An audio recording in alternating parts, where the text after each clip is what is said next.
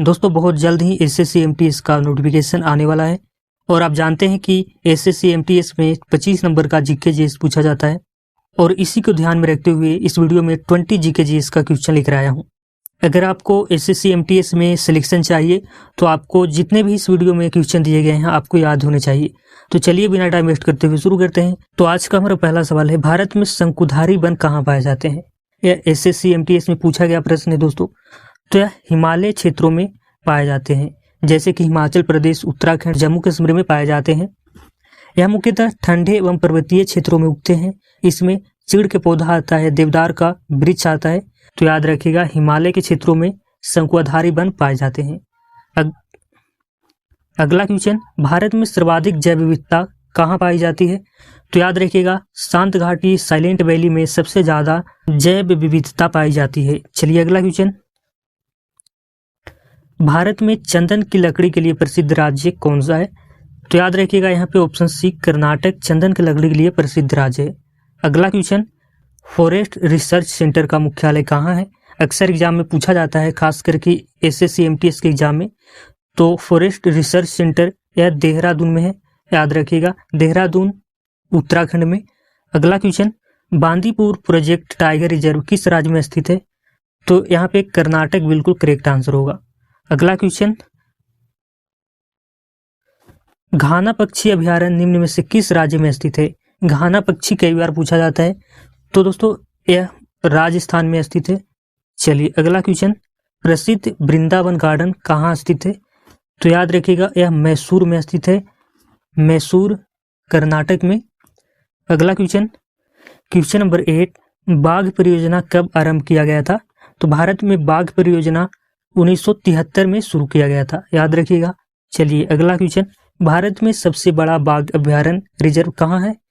तो यह Nagarjuna tiger reserve Andhra Pradesh और तेलंगाना के बीच में फैला हुआ है और यह क्षेत्रफल की दृष्टि से भारत का सबसे बड़ा टाइगर रिजर्व माना जाता है, जिसका क्षेत्रफल है 3568 वर्ग किलोमीटर।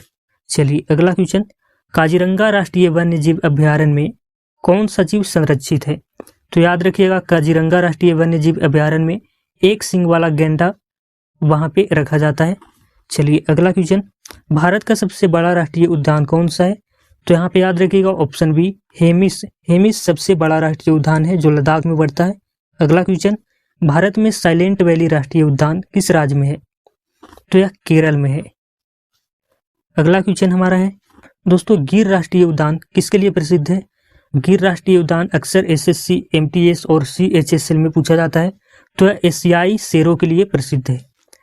चलिए, भारत में हाथी परियोजना एलिफेंट प्रोजेक्ट कब शुरू किया गया था? तो याद रखिएगा यह 1992 में शुरू किया गया था। चलिए अगला क्वेश्चन, सुंदरबन राष्ट्रीय उद्यान किस राज्य में है? तो यह पश्चिम बंगाल में है। अगला क्वेश्चन, केवलादेव राष्ट्रीय उद्यान किस नाम से प्रसिद्ध है? यह अक्सर पूछा जाता है दोस्तों, खास करके एसएससी एमटीएस और सीएचएसएल में, कि केवलादेव राष्ट्रीय उद्यान किस राज्य में है। तो आपको याद रखना है ऑप्शन ए घाना पक्षी विहार, इसका अन्य नाम और प्रसिद्ध नाम है। चलिए अगला क्वेश्चन, भारत में सबसे अधिक वन क्षेत्र वाला राज्य कौन सा है? तो यहाँ पे बहुत सारे लोग ओडिशा लगा देते हैं, जो कि बिल्कुल गलत है। इसका correct answer option A Madhya Pradesh होगा। अगला क्वेश्चन हमारा है, पेरियार वन्य जीव अभयारण्य किस राज्य में है? तो यहाँ पे केरल बिल्कुल करेक्ट आंसर हो जाएगा। चलिए अगला क्वेश्चन, भारत में मैंग्रोव वन मुख्य रूप से कहाँ पाए जाते हैं?